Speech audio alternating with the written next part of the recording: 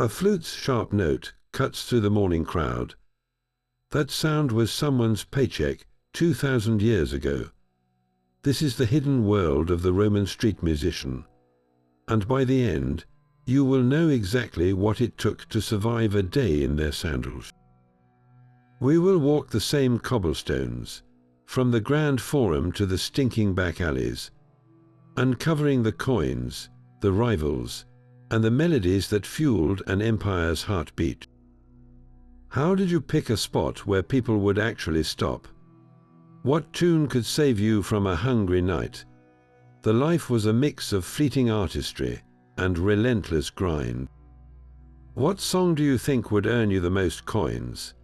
But to understand their world, we need to hear the orchestra. The Roman street musician was never just one person with one instrument. They were a whole cast of characters, each adding a distinct note to the city's chaotic symphony. At the most basic level, you had the tibison, the flute player. Their sharp, reedy melodies could cut through the din of a crowded marketplace, a sound so common it was almost part of the air itself. Then there was the citherodis, the lyre player. Their instrument was more complex, more expensive, and their music often carried the weight of myth and poetry. They might set up near a temple or a richer neighborhood, hoping their refined tunes would attract a better class of coin. But the streets also belonged to the wanderers, the poet-musicians who blended storytelling with simple melodies, recounting tales of gods and heroes for a few small coins. And sometimes these soloists would band together. A flautist, a drummer with a simple tympanum, and a singer could form an impromptu trio, creating a pocket of performance that could stop foot traffic entirely. Think of them not as concert hall artists, but as the essential background score. Their music was the soundtrack to a merchant's sale, the rhythm for a porter's heavy steps, the solemn accompaniment to a passing religious procession. They were audio signage, their instruments signaling everything from a festive atmosphere to a call for quiet reverence. This placed them in a strange, liminal space within Roman society. Very few street musicians were wealthy Roman citizens. More often they were freedmen, former slaves who had earned their liberty, but still needed to make a living. Or they were slaves themselves, sent out by their masters to earn extra income. Many were foreigners, bringing musical styles from Greece, Syria, or Egypt to the streets of Rome. In a society obsessed with status and class, the street musician was both everywhere and invisible, a service provider as essential as the water carrier, yet rarely afforded true respect. They operated in the gaps of the social order, their worth measured instantly by the clink of bronze in their cup, a transaction as old as the city's stones. Their survival depended not just on skill, but on the right tool for the job. The Roman street musician's toolkit was a collection of sounds, each instrument a key to unlocking different moods and coins from the passing crowd. First, the most common workhorse, the tibia. This was not a simple flute, but a complex double-piped reed instrument, often made from wood, bone, or even ivory. The musician would blow into a mouthpiece that held a vibrating reed, their fingers dancing over the holes on both pipes simultaneously. The sound was piercing and reedy, capable of incredible volume and a distinct, almost nasal tone that could carry over the roar of the forum. It was the instrument of processions, festivals, and street corners, its dual pipes allowing for a continuous, drone under a melody, a sound both ancient and urgent. For a more refined appeal, a musician might invest in a stringed instrument. The lyre was the simpler cousin, a small U-shaped harp with a tortoise-shell resonator and gut strings, light enough to carry and play while standing. Its sound was gentle and intimate, perfect for accompanying poetry. The cithara was its grander, more expensive relative, with a wooden soundbox and more strings, requiring real skill to play. Its richer, more resonant tones could command attention and, hopefully, silver coins instead of bronze. Then there were the instruments of rhythm and ritual. The sistrum was a sacred metal rattle, its loops clattering on crossbars when shaken, a sound associated with the goddess Isis. Playing one on the street was a direct appeal to piety, a call for coins in exchange for a blessing. Simpler still were the drums, like the hand-held tympanum, and wooden clappers called crotola. These provided the essential heartbeat of a performance, the primal pulse that made people stop and listen. Visualize these tools, worn smooth by countless hands, the gut strings fraying, the wood stained with sweat.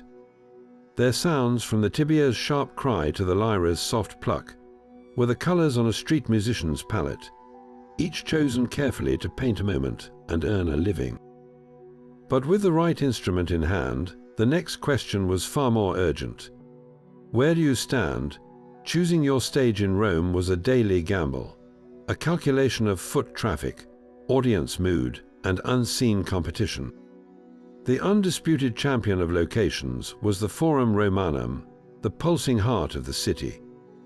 Here, the foot traffic was a river of humanity, senators, merchants, shoppers, and pilgrims all flowing past. A musician here could catch the ear of the wealthy, but the competition was fierce and the noise overwhelming.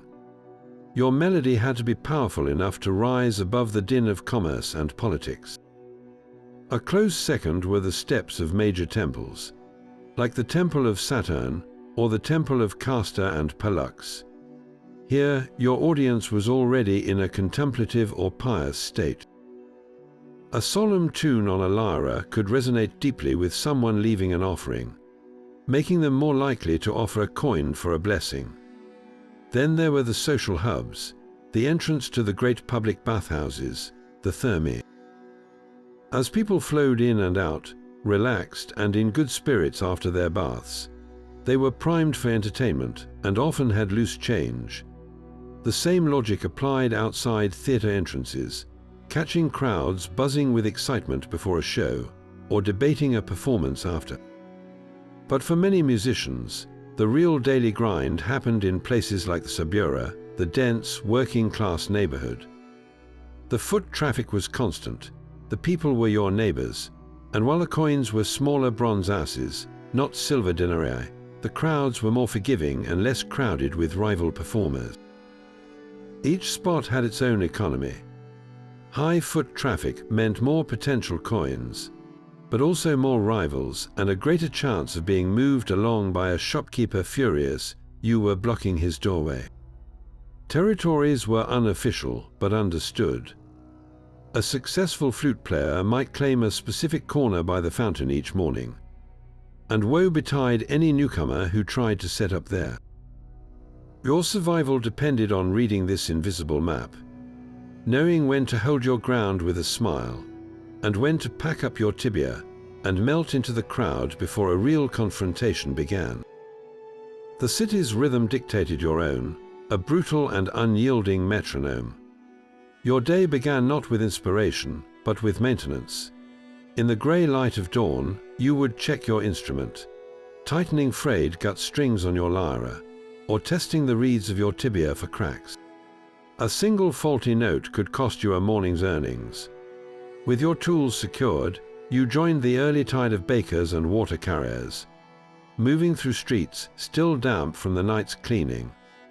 The smell of baking bread mixing with the distant scent of smoke from household altars. Your chosen spot awaited, a patch of cobblestones that felt like your own small kingdom. You arrived as the shop shutters clattered open, claiming your territory before a rival could. Then the performance began, and it was a marathon, not a sprint. You played for hours, your fingers growing numb from pressing against the lyre's strings, your lips chapped and sore from the tibia's constant pressure. The sun climbed, beating down on your neck, the heat rising in waves from the stone around you. Dust from passing carts, coated your throat if you were singing.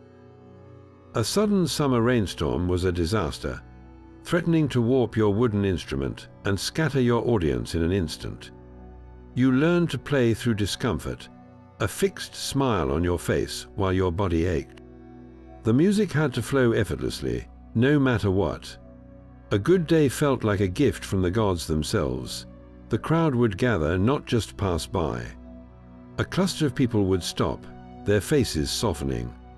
A child would tug on a parent's tunic to listen. The coins would come, not just the dull thud of a bronze as, but the brighter ring of a silver denarius, perhaps even two, tossed by a pleased merchant or a tipsy reveler. On those days, the music seemed to play itself, your fingers flying, your voice strong. You could afford a proper meal, some olives, bread, and a bit of fish from a taverner, and maybe even save a coin for tomorrow. But a bad day was a slow, grinding humiliation. The crowds would flow around you like water around a stone, eyes averted, conversations uninterrupted. Your music simply vanished into the city's roar.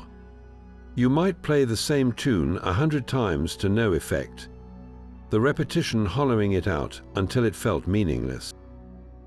The physical strain was the same, but now it was compounded by a creeping dread. Your cup remained shamefully light. As the shadows lengthened, the reality set in. A supper of stale bread, perhaps a few figs, and the knowledge that tomorrow you would have to do it all over again, starting from zero. The life was a relentless cycle of these two extremes, where your worth was audibly measured, coin by coin, with every passing hour. The music you chose was your currency, as vital as the coins you hoped to collect.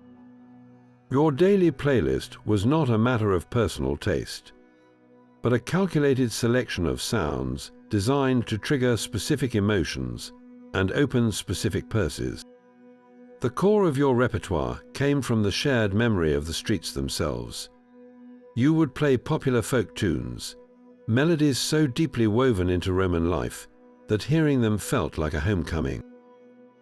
These were the songs people hummed while working, the simple, catchy tunes that made a passerby tap their foot and smile in recognition.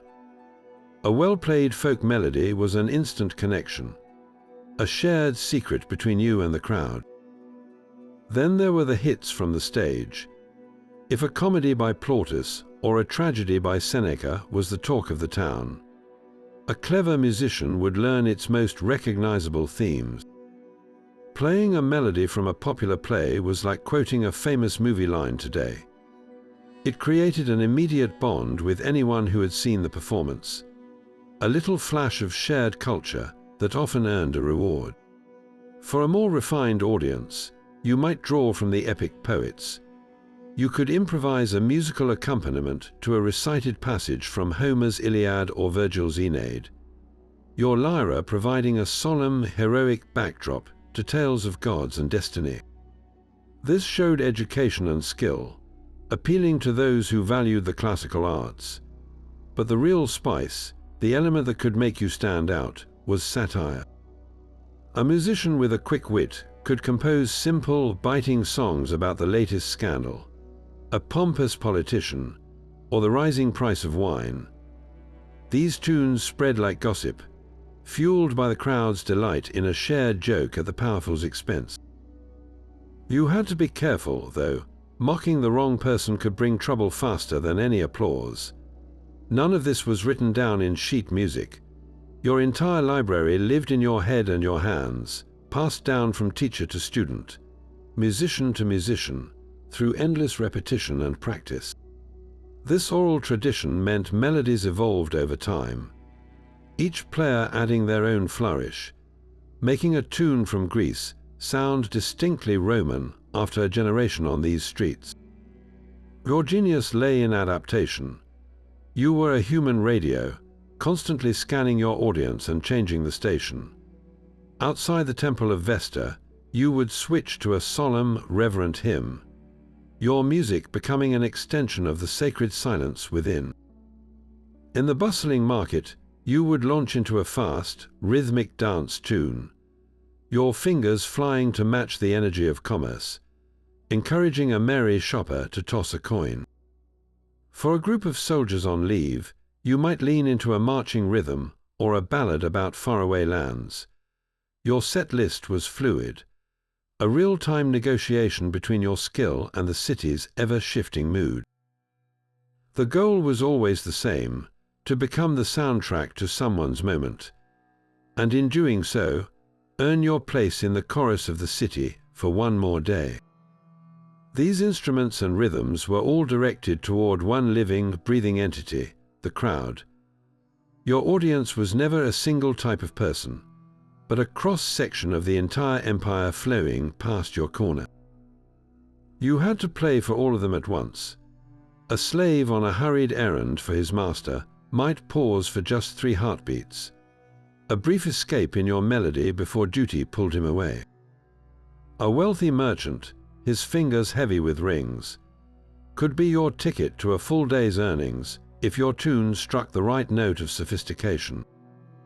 Off-duty soldiers, boisterous and flush with pay, wanted rousing marches or ribald songs, their coins tossed with a laugh. Respectable matrons, escorted by servants, might offer a discreet nod of approval for a pious hymn, a small reward for upholding public virtue. And then there were the children who would stop and stare, utterly captivated, their innocence a brief, pure reward in itself. Performing for this mosaic was a delicate act of emotional alchemy. Your music had to contain multitudes, a solemn strain for the pious, a lively rhythm for the restless, all woven into a single, seamless performance. You learned to read faces in an instant, adjusting your tempo and volume.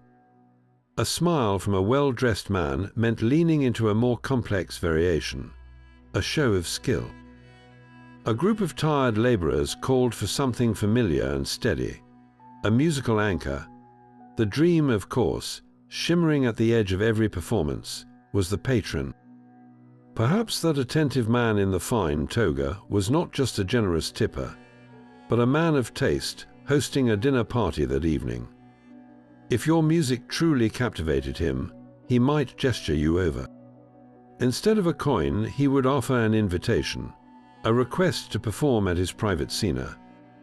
This was the jackpot, a stable indoor gig with guaranteed pay, a good meal, and an audience forced to listen. It was the fragile bridge from the unpredictable street to the relative security of private employment. But for every hope of patronage, there were 100 reminders of the crowd's brutal fickleness. You could have 20 people utterly enthralled, their faces soft, bodies swaying slightly to your lyre's song.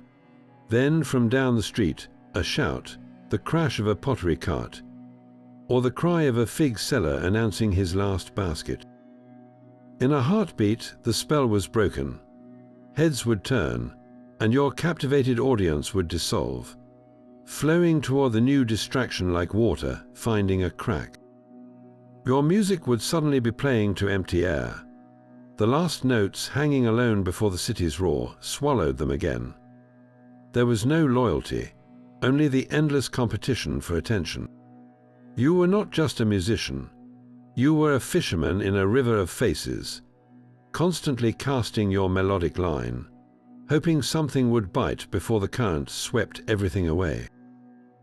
The coins that landed in your cup were your only review. Your entire livelihood was measured in the weight of bronze, and if you were very lucky, the rare gleam of silver.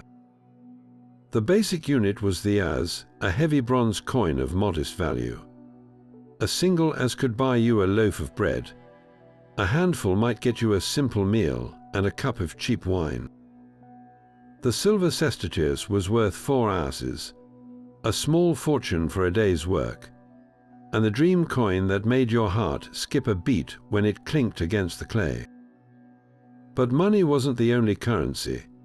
Sometimes payment came as a half-eaten loaf of bread, a few dried figs tossed your way by a sympathetic housewife, or a cup of watered wine offered by a tavern keeper in exchange for a song. It was a barter economy of sound, where your music was directly traded for the means to survive another few hours. This created a relentless, hand-to-mouth existence. You could never plan beyond the sunset. A good morning did not guarantee a good afternoon. A sudden downpour, a rival setting up too close, or simply the wrong crowd passing by could mean an empty stomach. You lived in a state of perpetual financial vertigo, where a single day of bad luck or a minor illness could plunge you into real hunger. Compare this to other common trades. A baker might have a bad day, but he still had his oven and his stock of flour. A carpenter had his tools and a workshop. A street musician had only the skill in their hands and the air in their lungs, assets that vanished the moment they stopped performing. Your profession was pure immediacy, with no safety net woven from inventory or property. The entire system was designed for this uncertainty. You had no manager, no contract, no guaranteed wage. You were a one-person business, and your product was an experience that evaporated the second you stopped creating it. This made the city's festivals your lifeline, the rare moments when the economic tides turned in your favor. During the riotous Saturnalia in December, social norms were turned upside down. The streets swelled with revelers in a mood to spend and celebrate. A clever, festive tune could earn a shower of coins as people embraced the spirit of gift-giving and merry chaos.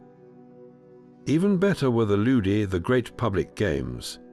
For days on end, the city's population would explode with visitors from the countryside and other towns, all here for the chariot races, gladiator fights, and theatrical performances. These crowds were bored between events, flush with excitement and spare change. Every street corner became a potential gold mine. You would play until your fingers were raw, the music blending with the distant roar of the Circus Maximus, your cup filling faster than you ever thought possible. These festivals were the harvest seasons of your trade, a frantic, glorious rush where you worked to store up a small reserve, a cushion of coins meant to carry you through the lean, ordinary days that always followed. That brief abundance was the hope that kept you going, a reminder that your music, for a few fleeting days, could be worth its weight in silver. Your melody was just one thread in a tapestry of relentless noise. The Roman street was a cacophony, a wall of sound you had to physically pierce with your music. Directly beside you, another flautist might be setting up, his tune clashing horribly with yours.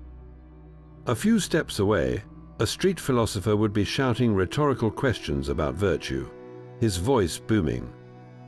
From a nearby side street, you could hear the rhythmic grunts and clashing wooden swords of a gladiator school's training yard. The constant grinding rumble of iron-rimmed cartwheels on stone was the city's permanent bass note, punctuated by the braying of donkeys, the shouts of hawkers selling everything from lamp oil to hot sausages, and the distant roar of a crowd from the amphitheater. Your performance wasn't for a quiet, captive audience. It was an act of sonic warfare. To survive, you developed tactics. The most straightforward was sheer volume. A powerful set of lungs and a well-made tibia could cut through the ambient din, projecting your melody over the heads of the crowd.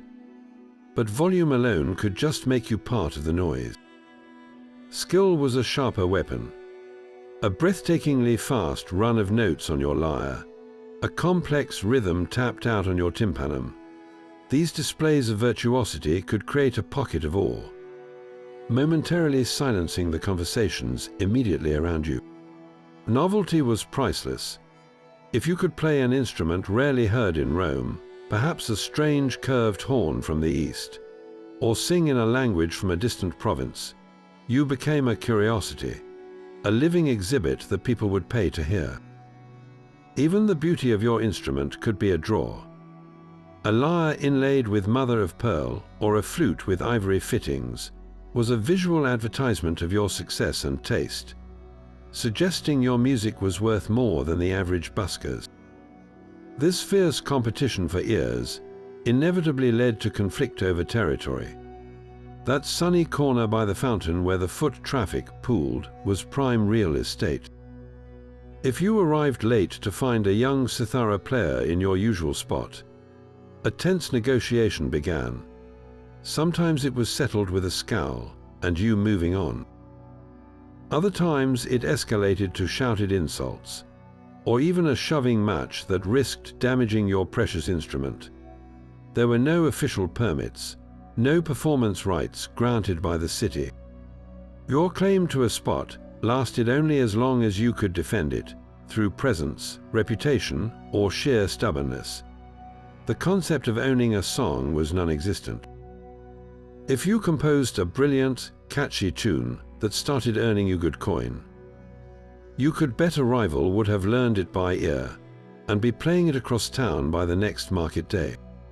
Your original creation became free public property in a matter of hours. Every day was a battle fought on two fronts, against the city's deafening background roar and the other musicians fighting for the same thin slice of silence and attention. Your success was measured in those rare moments when you created an island of focused sound, making the chaotic world beyond your little stage fade, just for a few precious minutes, into a distant hum. This constant struggle for space and silence inevitably brought you face to face with the city's enforcers. Rome had no official permits for street performance, no license you could purchase to guarantee your right to play. Instead, your legal standing was a fragile, shifting thing, dictated entirely by the mood of the authorities and the complaints of your neighbors. The magistrates you had to watch for were the aediles. These were elected officials responsible for maintaining public order, overseeing markets, and organizing festivals. To a street musician, they were the ultimate arbiters of your daily fate. An aedile on his rounds, accompanied by a few public slaves, had the power to decide if your music was a delightful addition to the city's atmosphere or an unlawful disturbance. The charge they might level was tumultus, a broad term for causing a public commotion or riotous noise. If your performance, combined with the crowd it attracted, was deemed to be blocking a major thoroughfare or creating an obstruction outside an important shop or temple, you could be shut down on the spot. The penalty was rarely imprisonment, but it was economically brutal. You would be ordered to move along immediately, losing your prime spot and the day's potential earnings. Your appeal was not to the law, but to the official's personal discretion. A quick, respectful smile, a shift to a more subdued melody, and a promise to keep the crowd moving might earn you a warning. Arguing or causing a scene guaranteed you would be silenced. At night, a different set of eyes watched the streets, the vigiles. Originally formed as a night watch and firefighting force, these men also acted as a rudimentary police patrol in the darker hours. For a musician playing late near a tavern, perhaps for the coins of drunken patrons, the vigiles were a concern. They were less interested in artistic merit and more focused on preventing any gathering that could spark a brawl or a fire. Your late-night serenade could be seen as a magnet for trouble, and they would not hesitate to disperse you and your audience with the butt of a spear or a sharp command. This created a daily tightrope walk. Your entire livelihood depended on drawing a crowd, but the moment the crowd became too large or too boisterous, it transformed from an asset into a liability. You became a public nuisance. The shopkeeper whose doorway you were blocking might send a slave to complain to the nearest official. A wealthy resident trying to sleep after a long afternoon at the baths might dispatch a servant to demand quiet. You had to master the art of crowd control as much as music, using your performance to engage but not incite, to gather listeners but keep them flowing like water around a stone. Your freedom to perform existed in the grey area between entertainment and obstruction, a space defined by the tolerance of others and your own keen sense of when to play loudly, and when to quietly pack up and disappear into the shadow of an alley. The constant threat of the Aediles could make the city feel like a cage. For some, the solution was to leave it all behind. The vast network of Roman roads, those famous stone ribbons stretching to every corner of the empire, were not just for legions and merchants. They were also the stage for a different kind of performer, the itinerant musician who traded the fixed chaos of Rome for the moving uncertainty of the open road. This life was not for the faint of heart. It promised a different kind of freedom, but it came with its own brutal costs. Your world shrank to what you could carry. The grand cithara was left behind, too fragile and cumbersome for miles of dust and rain. Your instrument became a matter of survival. The simple, sturdy lyre was a favorite, its tortoise-shell body resilient. Even more common was the panpipes, or syrinx, a bundle of reed pipes bound together, incredibly lightweight and almost indestructible. A small tympanum drum could be slung over your shoulder. This was your entire livelihood, strapped to your back alongside a waterskin, a worn cloak, and a pouch holding your meager savings. You became a walking one-person band, your possessions a testament to a life lived in motion. The roads themselves were the arteries of your new career. You would join the flow of travelers, from merchants with their mule trains to pilgrims heading to distant shrines. Your first targets were the small towns and vici that dotted the landscape. A rural market day was a golden opportunity. Farmers and villagers from the surrounding countryside would flood in to sell their goods, their purses heavier than usual, and their minds open to entertainment after weeks of isolated labor. You would set up in the marketplace, your unfamiliar face and new tunes a novelty in a place where everyone knew each other's stories. The coins here might be fewer, but the competition was almost non-existent, and a fresh act could earn a warm reception and a decent haul of produce and bronze. At night, your sanctuary was the taverna, the roadside inn. These were rough, noisy places filled with travelers, teamsters, and soldiers. The owner was often open to a deal, a night's meal, and a spot on the floor in the stable in exchange for an evening's performance for his patrons. Here, your music had to be robust, loud, and rowdy, cutting through the smoke and the din of dice games. Songs of travel, of home, of love lost on distant roads. These were the melodies that resonated in a taverna, connecting with the loneliness and weariness of men far from home. A truly successful performance might even earn you a place in a merchant's wagon for the next leg of the journey, saving your feet from another 20 miles of stone paving. But the road's greatest potential, and its greatest peril, lay at the castra, the military forts that guarded the empire's frontiers.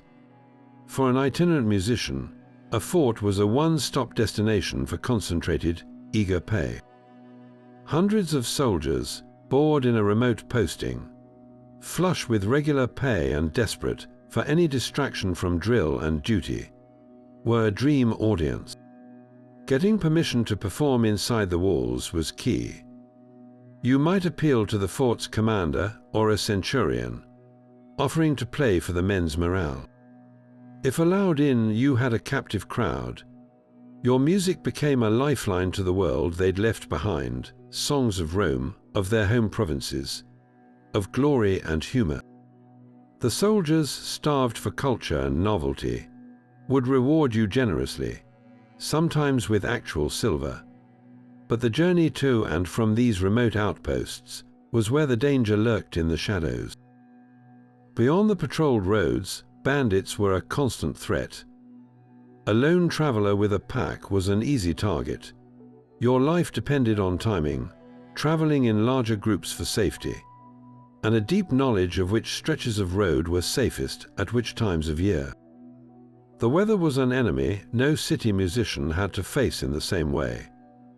A sudden storm on an open road could ruin your instrument, leave you soaked and freezing, with no dry inn in sight. This life was a gamble of isolation against opportunity, where the next town might bring a warm welcome or a closed gate, and the melody that earned you supper one night might fall on deaf ears the next. You traded the oppressive rules of the city for the raw, unforgiving freedom of the empire itself. Your music a fleeting beacon in the vast silence between settlements. The open road offered freedom, but back in the city, the darkness held a different kind of threat. For every coin earned, a street musician faced a shadow world of risks that went far deeper than simple poverty. Your instrument was not just a tool. It was your livelihood, a possession more valuable than anything else you owned. A well-made tibia or a finely carved lyre represented months, even years, of savings or a generous patron's gift. To have it stolen was a catastrophe. You slept with it close, in a crowded tenement room shared with other families, always aware that a desperate neighbor or a professional thief could reduce your life to silence in an instant. Your earnings were just as vulnerable. That satisfying weight of coins in your leather purse made you a target. After a good day at the games, you didn't walk home with a spring in your step. You moved with a nervous tension, your hand never far from your money, eyes scanning the dim alleys for anyone following the sound of your jingling success. The performance itself could turn dangerous without warning. A tavern crowd, lubricated by cheap wine, was a volatile audience. A song that amused one drunk patron might insult another. A request for a ribald tune, if refused, could spark a brawl. You were on the front line, trying to placate angry men with your music, a fragile shield against fists and flying cups. Rivalry between performers, usually contained to scowls and shouted insults, could also erupt into violence. A territorial dispute over a lucrative corner might end with a smashed lyre or a broken finger, an injury that could sideline you for weeks and spell financial ruin. There was no police force to call, no authority who cared about a busker's broken instrument. Justice, if it came at all, was swift and personal, and often left you worse off. Then there was the silent, creeping enemy, illness. You worked in all weather, breathing the dust of summer and the damp chill of winter rains. A sore throat for a singer, a lung infection for a wind player, or even a simple fever meant you could not work. There were no sick days, no savings account to draw from. Every day spent coughing in your rented room was a day of zero income, watching your small reserve of coins vanish while the fear of hunger grew. Your body was your business, and when it failed, the business collapsed. This vulnerability peaked in the hours after sunset.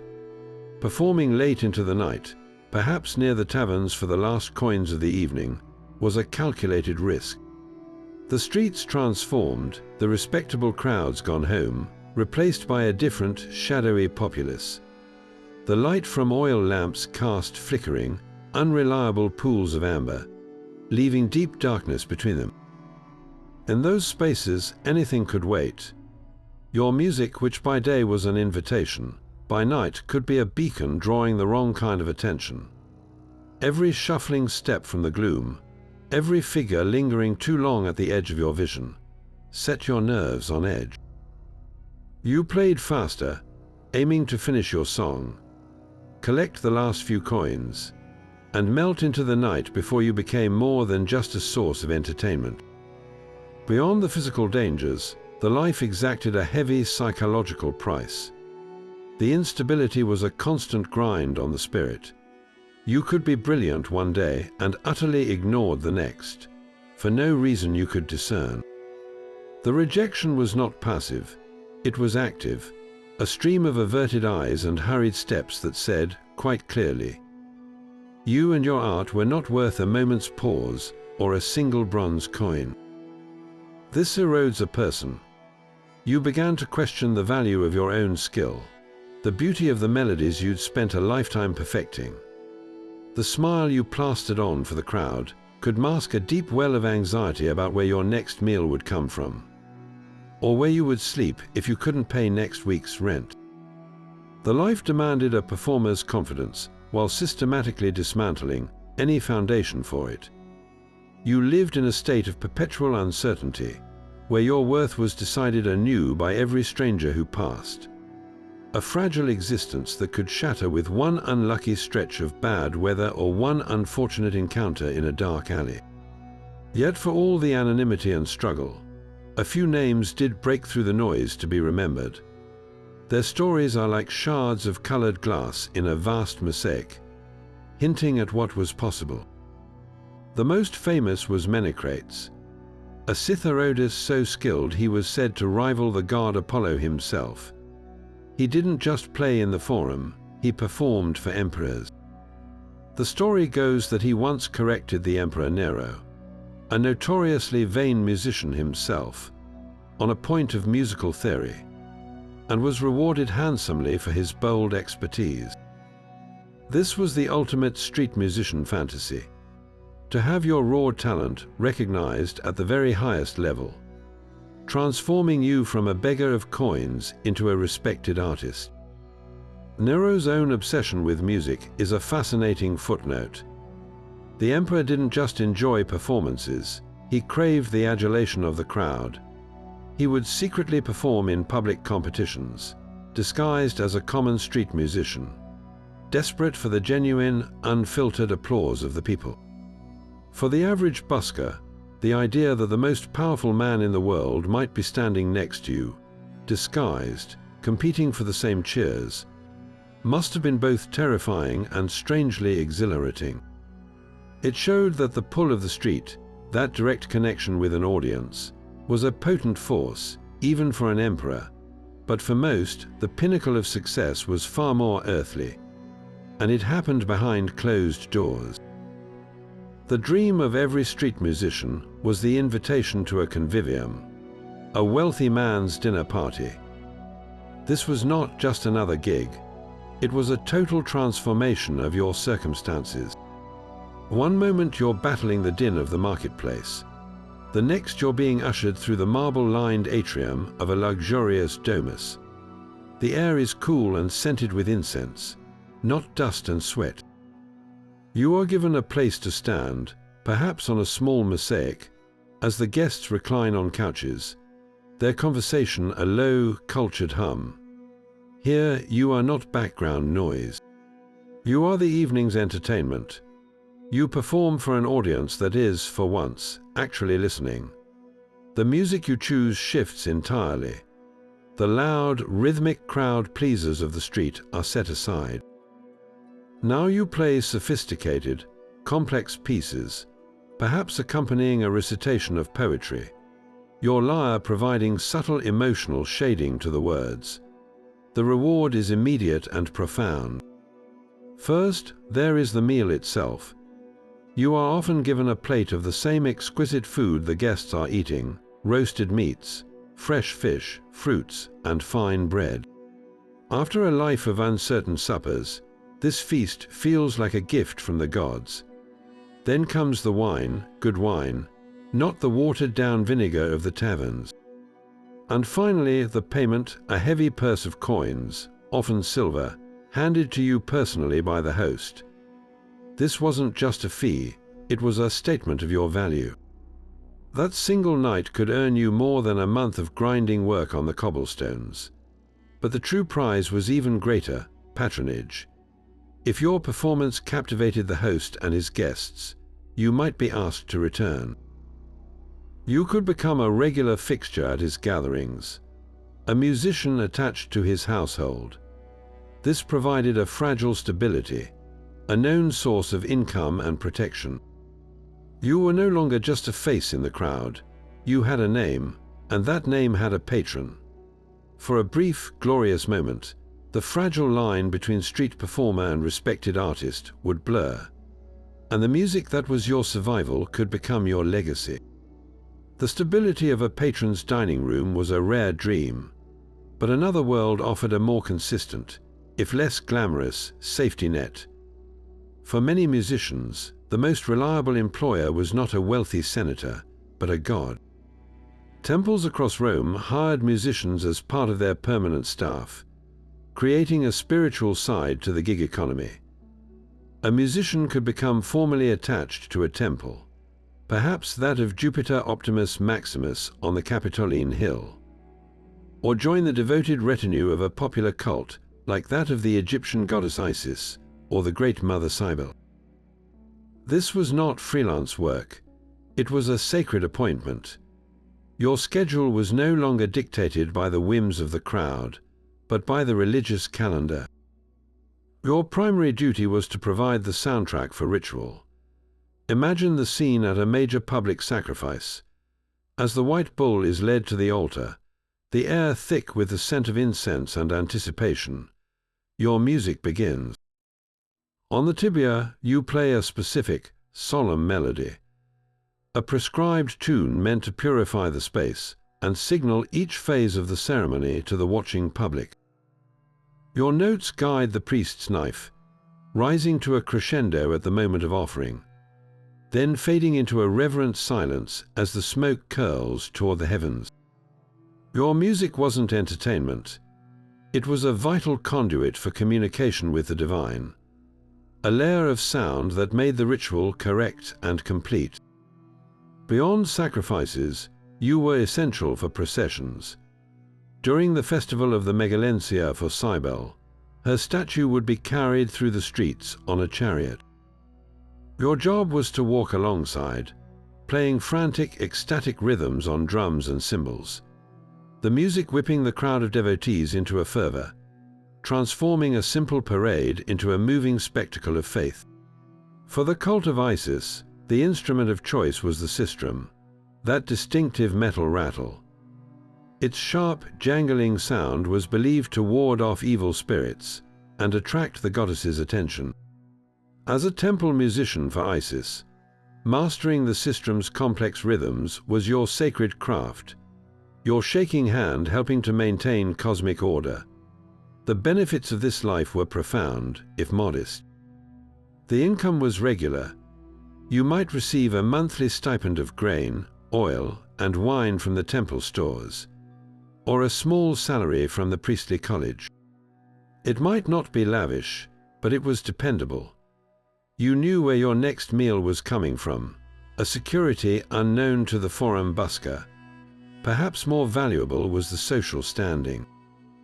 You were no longer just a street performer, you were a sacerdos, a servant of the gods. This cloak of respectability offered protection from the harshest prejudices and the arbitrary power of the aediles. A magistrate would think twice before silencing a musician performing an official duty for Jupiter. Your music had purpose and place, woven into the very fabric of civic and spiritual life. Yet this stability came with its own constraints. Your artistic freedom was severely limited. You played what the ritual demanded when it demanded it. The wild, improvised satire of the streets, the personal compositions, these had no place here.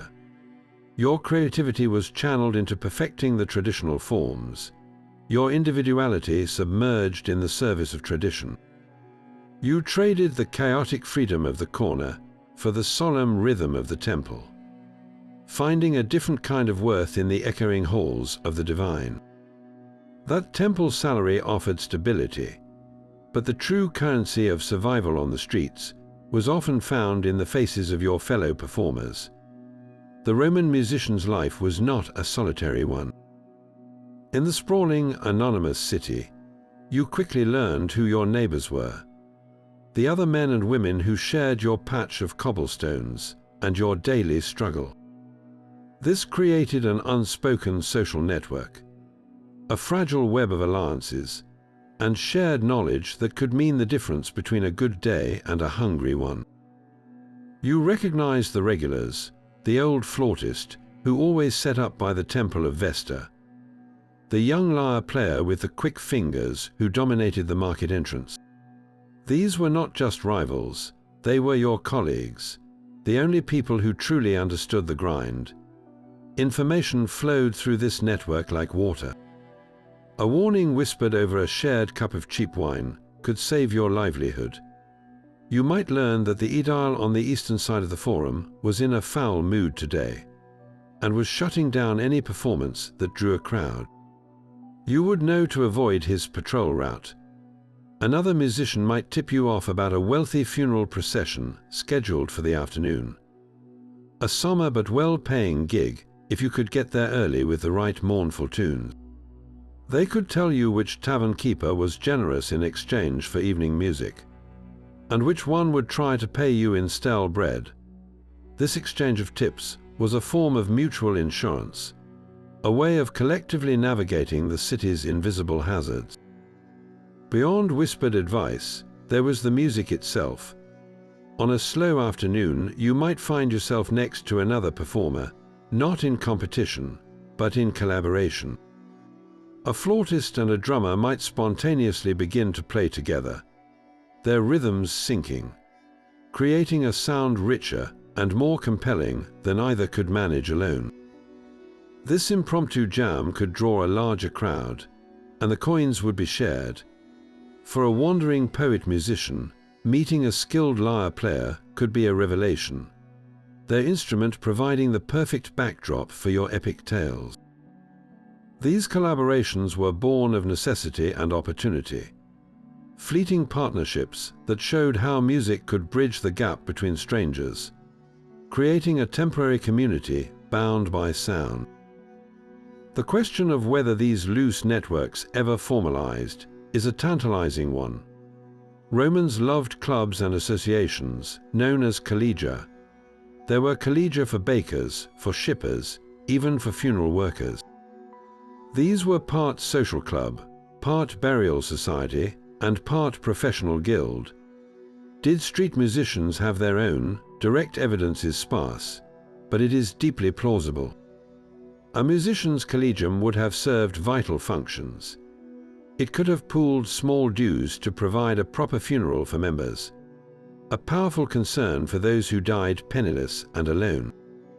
It might have established standard rates for certain types of performances, or offered a collective voice to complain to officials about unfair treatment. Most importantly, it would have been the engine of tradition. Within a collegium, the old masters could teach the young apprentices the complex fingering for a sacred hymn on the tibia, the proper rhythm for a cybele procession, the subtle variations of a popular folk tune.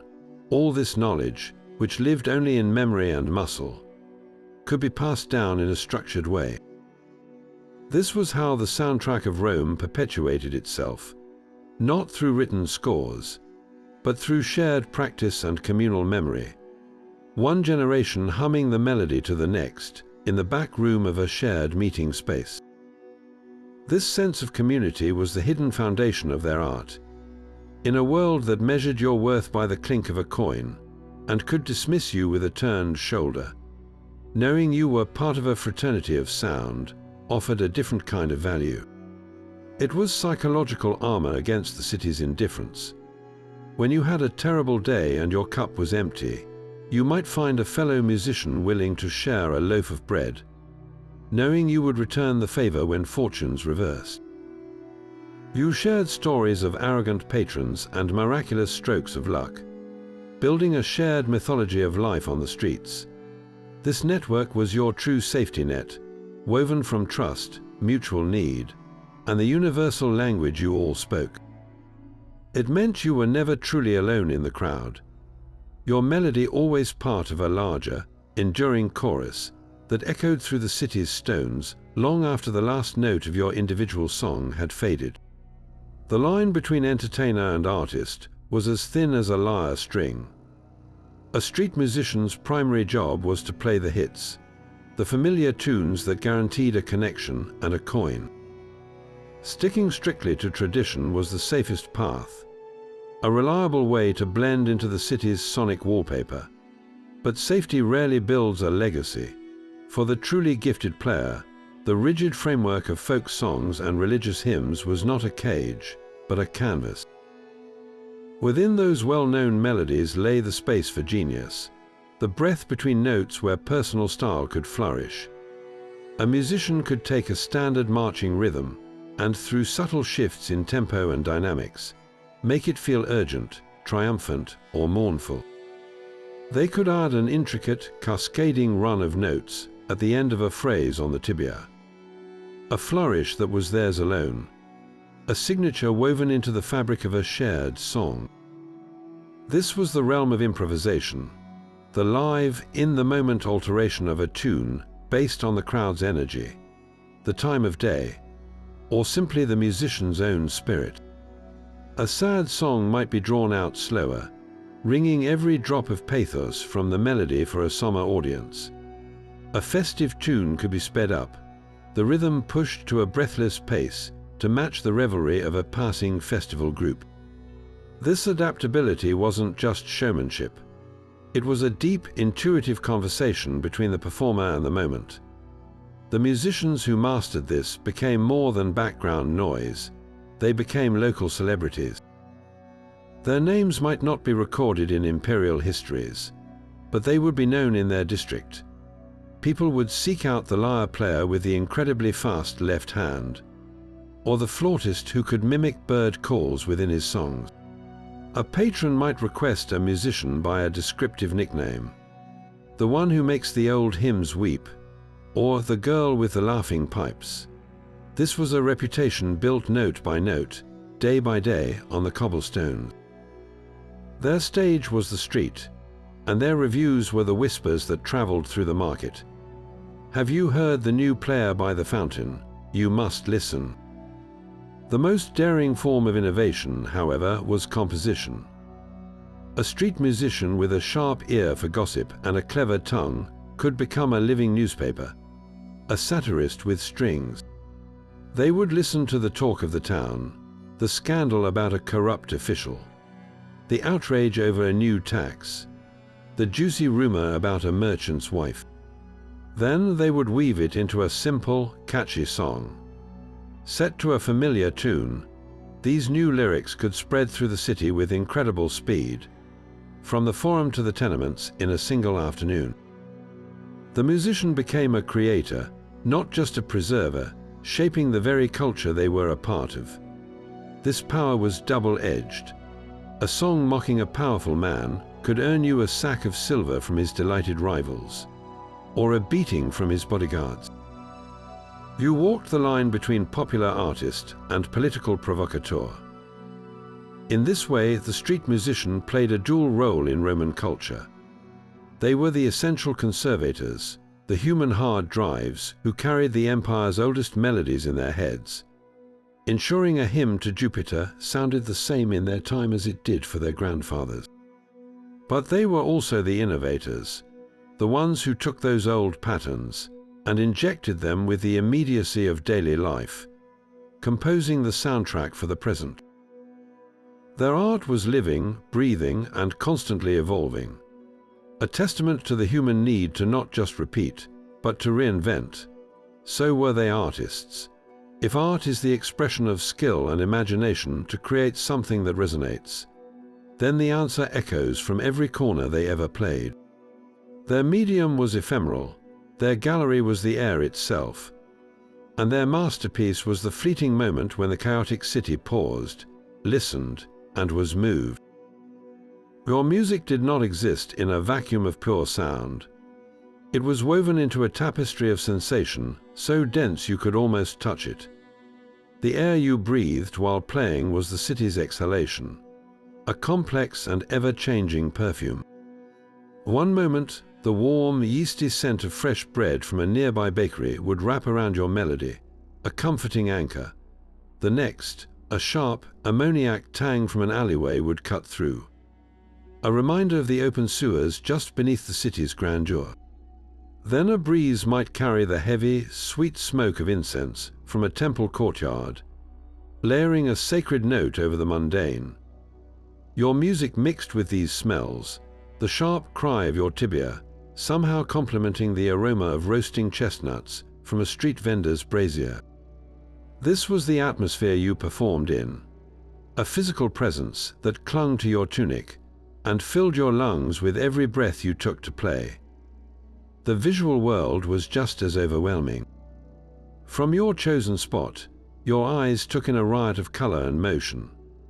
The bright reds, yellows, and blues of passing togas and stolas created a flowing river of dye before you.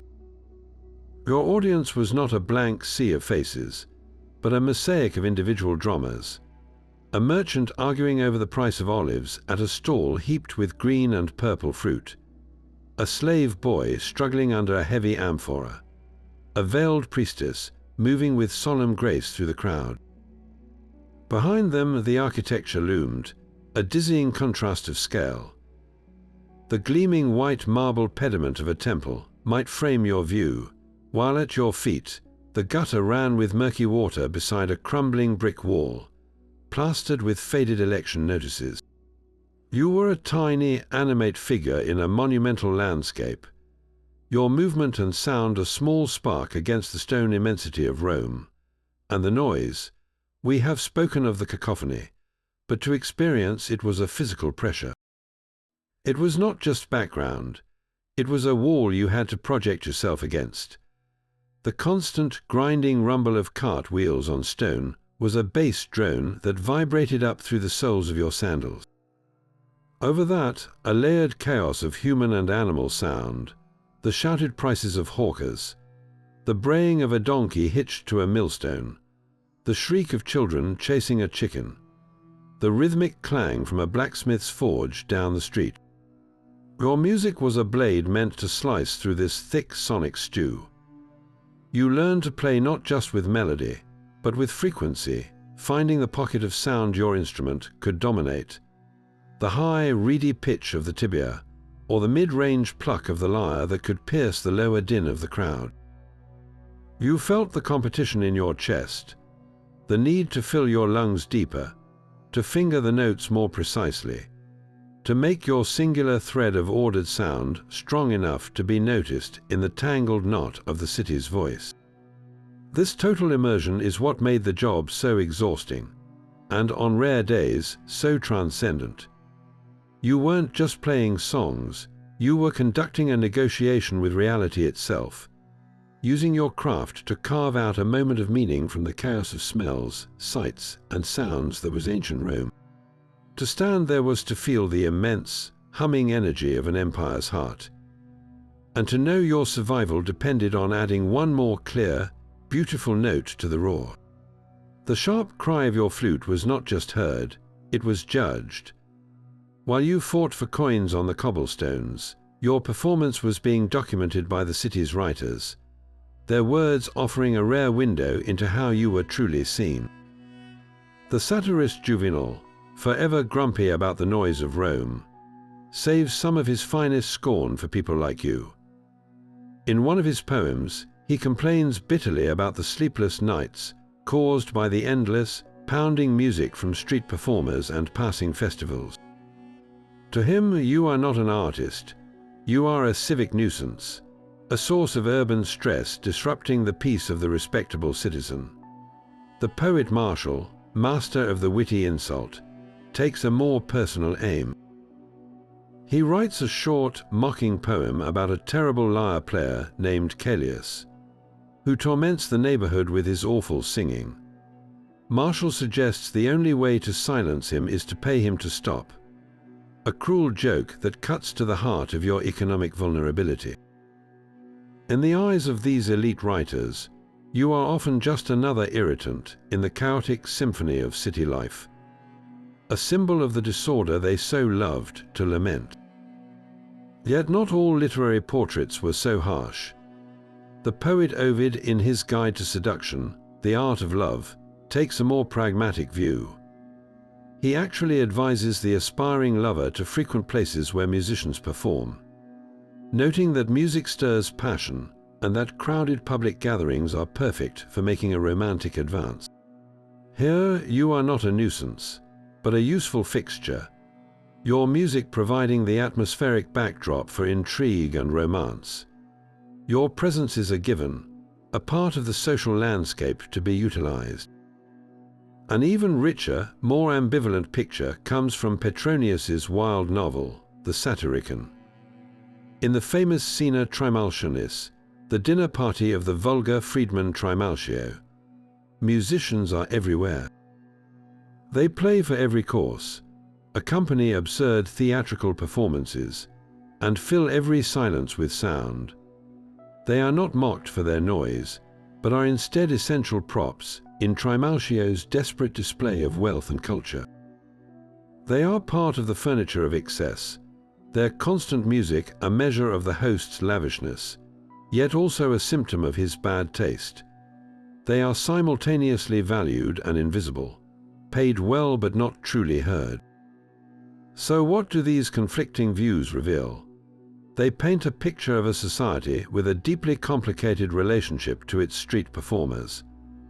There was undeniable annoyance, the elite's frustration with the relentless auditory assault of city living. There was mockery, the easy sport of laughing at the less skilled or less fortunate. But beneath that, there was also a tacit, universal acknowledgement that you were part of the fabric. Your music was the pulse of public life, so ever-present that writers used you as a reference point, a shared experience every reader would recognize. Whether you were the subject of a joke, the setting for a love story, or the soundtrack to a grotesque feast, your existence was woven into the narrative of Roman life. The very fact that you appear in satire, poetry, and fiction proves you could not be ignored.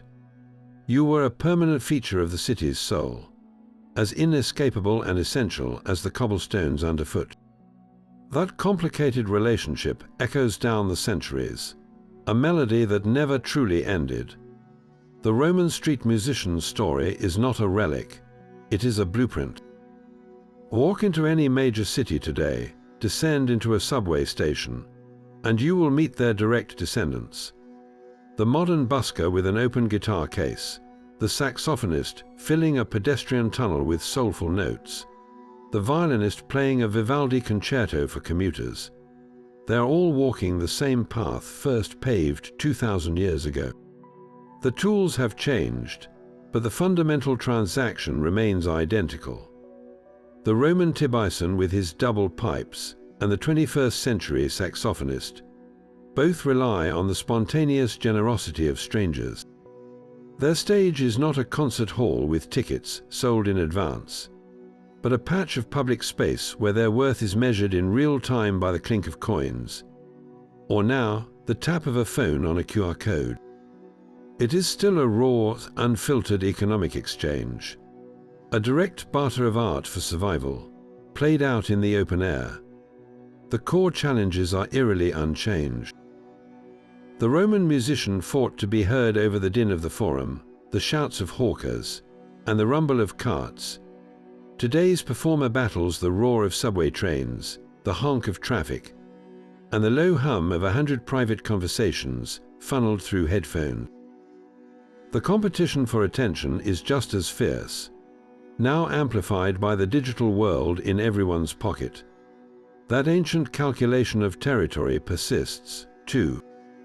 Just as a flautist in Rome might have claimed a prime corner by the fountain, a skilled busker today knows which subway platform entrance has the best acoustics and foot traffic, and they arrive early to claim it. They still navigate a grey area with authority, aware of local ordinances and the watchful eyes of transit police. The modern equivalent of the Roman aedile deciding if their music is a delightful addition or a public nuisance. Most profoundly, the role of music in public space has endured. The Roman musician provided the soundtrack to daily life, a layer of human culture over the mechanics of commerce and ritual. They were audio signage, their melodies signaling a market's energy, a temple's solemnity, or a festival's joy. The modern busker does the same. In a sterile, functional transit hub, their music reintroduces surprise, beauty, and a moment of shared humanity. They transform a commute from a mundane chore into a fleeting cultural experience. They are not just playing for tips. They are asserting that art belongs to everyone, that it can erupt spontaneously in the spaces between our destinations. This is the timeless, unbroken thread. From the cobblestones of the Forum to the concrete of a downtown plaza, public musicians perform a vital, often overlooked civic function. They are the keepers of a certain kind of magic, turning anonymous thoroughfares into momentary theaters, and reminding us that inspiration doesn't only live in galleries or concert halls. It is waiting around the next corner, carried on the breath of a stranger, just as it always has been. Marcus woke to the familiar symphony of the Subura, the pre-dawn chorus of coughing, crying infants, and the scrape of a neighbor's chamber pot. His fingers, stiff from yesterday's playing, found the shape of his lyre in the dark. He ran a thumb across the strings, wincing at a slight buzz in the lowest one. A frayed gut string was a disaster he couldn't afford today. With a sigh, he reached for his small toolkit, working by the faint grey light seeping through the shutter slats to tighten and tune. His world narrowed to the tension between sound and silence. The instrument was his livelihood, and its readiness was the first battle of the day. He slipped into the street as the baker's fires painted the air with the scent of charred wood and rising dough. His sandals knew the way, navigating the refuse-strewn alleyways by instinct. His lyre cradled against his chest like a child. His target was a spot near the Temple of Castor, where the morning crowd of petitioners and merchants often paused, their minds open to a moment of reflection.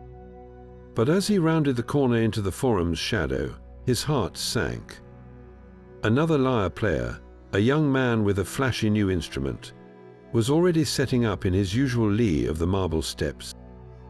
Marcus felt a hot flash of anger, the territorial instinct immediate. He could challenge him, start a playing duel to drive him off, but a fight risked both their instruments.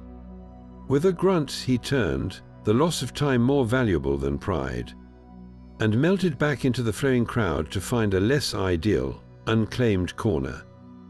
The sun climbed, and the Forum's roar solidified around him.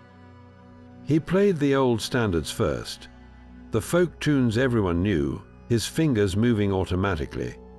Coins were scarce, just a few bronze asses that felt pitifully light in his cup.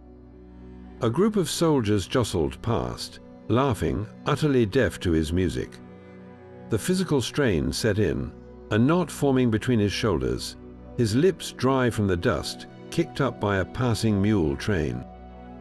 He switched to a more complex piece, a melody from a recent comedy, hoping to catch the ear of a cultured passerby. For a moment it worked. A small cluster gathered, and he saw a well-dressed man pause. Marcus poured his focus into the next run of notes, his fingers flying. Then a shadow fell across him. It was one of the Edal's men, a public slave with a bored expression and a short club at his belt. "You are blocking the flow to the money changers' stalls," the man stated flatly. "Move along." The spell was broken, the small crowd scattering. Marcus' protest died in his throat.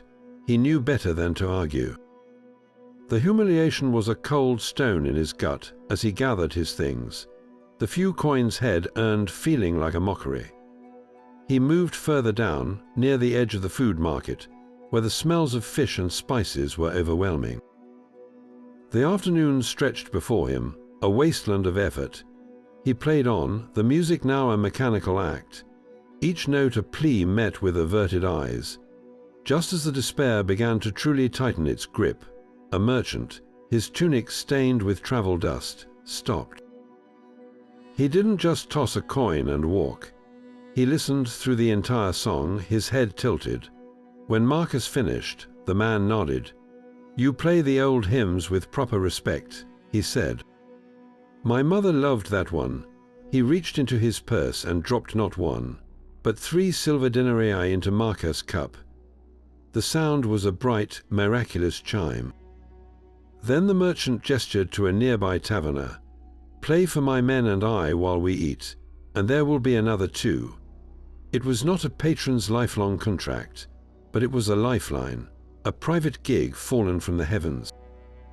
For the next hour Marcus played in the shaded courtyard, the music now a conversation, not a shout. He ate scraps of roasted chicken and drank watered wine. The coins a heavy, comforting weight against his hip. Dusk found him walking back to the Subura. The weight of the day a different kind of fatigue. The triumph of the silver coins warred with the memory of the guard's dismissal, and the morning's territorial defeat. In his cramped room he carefully placed the lyre in its worn case, then counted the day's earnings. Enough for food, for rent, even a little extra to set aside for the next frayed string. He lit a small oil lamp, its feeble light pushing back the darkness. Outside, the city's noise softened into a distant rumble. He had survived. He had been ignored, moved along, and then, by a twist of fortune, seen and rewarded. Tomorrow he would pick up the lyre and do it all again. A single voice adding its thread to the eternal, roaring tapestry of Rome. The melody ended, but the need to play it never would. The silver denarii in Marcus's purse felt like a triumph, but they were the exception, not the rule. Modern films love to use Roman musicians as elegant set dressing. A graceful lyre player strumming softly in a sun-drenched villa while nobles recline. This polished image is a beautiful fantasy, a Hollywood fresco that misses the truth etched into the city's stone. The reality was far less glamorous and infinitely more human. Those musicians were not mere background decor. They were economic actors in a brutal marketplace. Their primary goal was not artistic acclaim, but caloric intake. The melody from a tibia was not an aesthetic choice. It was a calculated sales pitch, a sound designed to interrupt a stranger's day long enough to convert their attention into a bronze coin that could buy bread. Think of them not as performing artists in the modern sense, but as audio vendors, their product a fleeting emotional experience sold by the minute. The film scene of a musician being showered with gold by an appreciative emperor did happen, for the 1 in 10,000. For the rest, a shower meant rain, which warped your instrument and scattered your audience. The celebration was a day where the coins in your cup outnumbered the hours you'd played. Their art was inseparable from commerce, a daily hustle where beauty was a tool for survival. This reframes every performance. That soulful tune by the fountain wasn't just a song, it was a resume, an audition for every person who passed.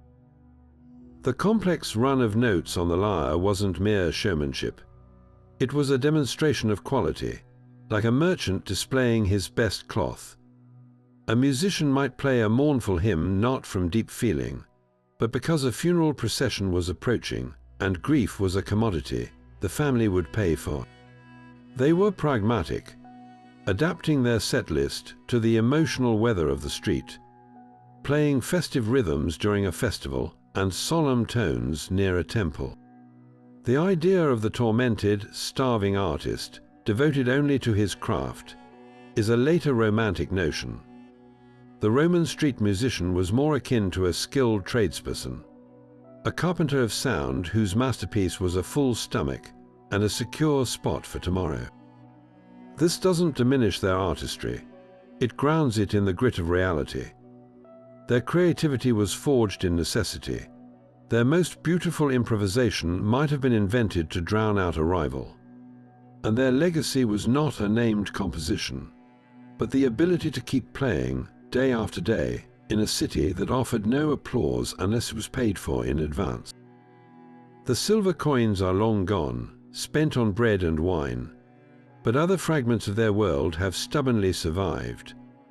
Archaeology gives us the physical proof, turning whispers from the past into objects we can hold in our hands. In the arch-preserved rooms of Pompeii, excavators have found the simple tools of the trade. A delicate bone flute, its finger holes worn smooth by countless performances, was discovered in a modest house, perhaps the prized possession of a local Tiburon. These instruments were not grand concert pieces, but working-class tools, carved from animal bone, clay, or wood. materials that would decay to dust in most places. Pompeii's volcanic tomb froze them in time. A musician's last melody still hovering in the silent air around the artifact. We see their world more vividly through Roman eyes, captured in the art they left behind. A famous mosaic, often called the Street Musicians, shows a small ensemble in breathtaking detail.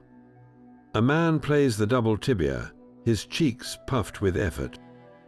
Another shakes the sacred sistrum rattle. A woman plays the crotola, wooden clappers in her hands, while a fourth figure seems to conduct or dance. This isn't a formal portrait, it's a snapshot. You can almost hear the cacophony, see the dynamic movement. They are caught mid-performance, forever busking on a floor of stone tiles. Frescoes from tavern walls and wealthy homes often include musicians in the background of scenes, confirming they were a standard part of the social landscape, as common as the furniture. Sometimes the evidence is just a name etched in stone.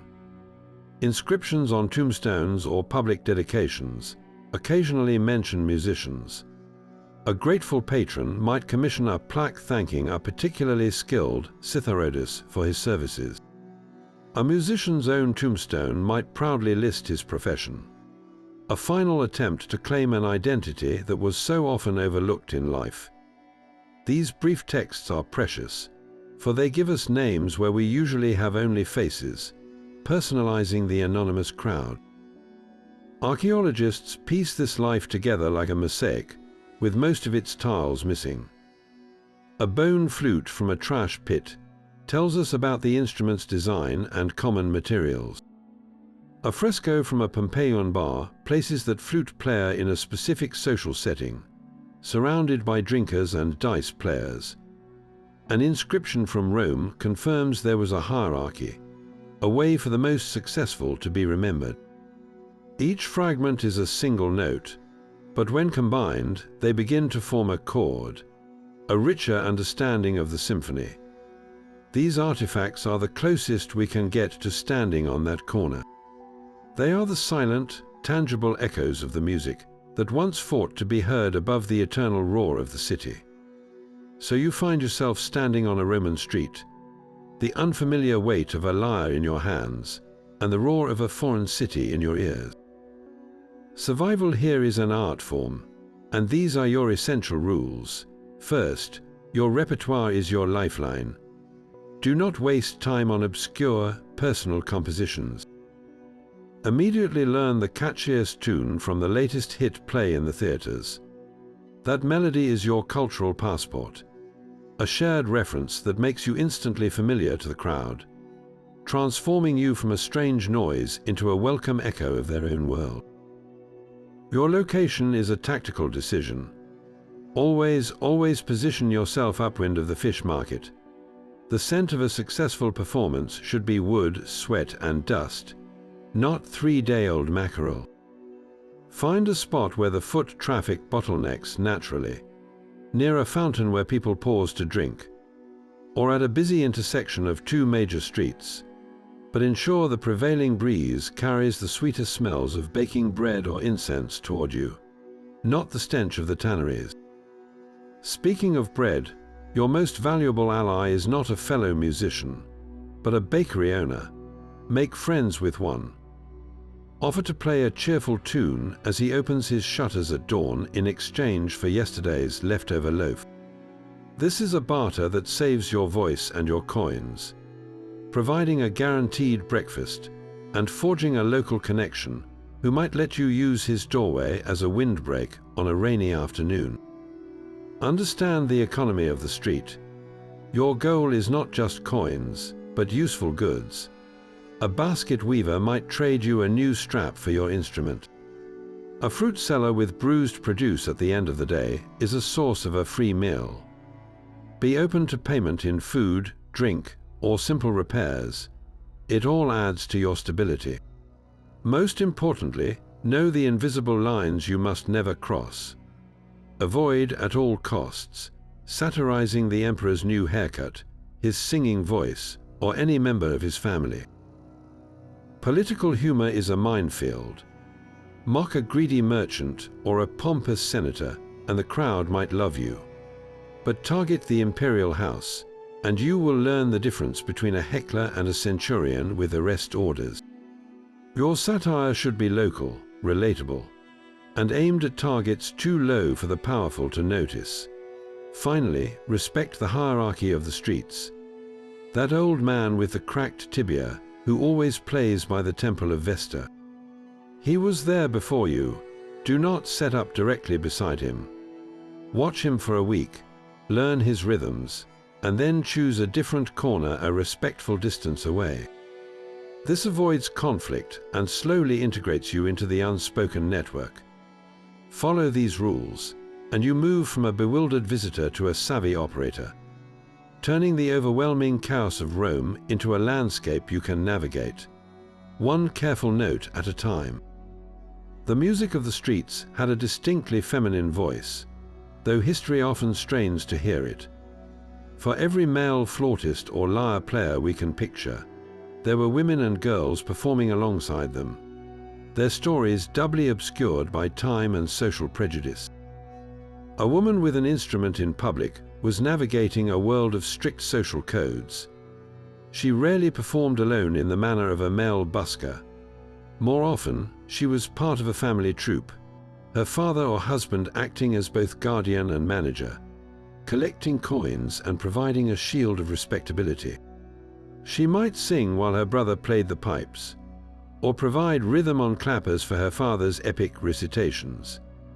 This familial context was her protection, a necessary performance within the performance that signaled she was not a woman of loose morals, but a working daughter or wife contributing to the household's survival.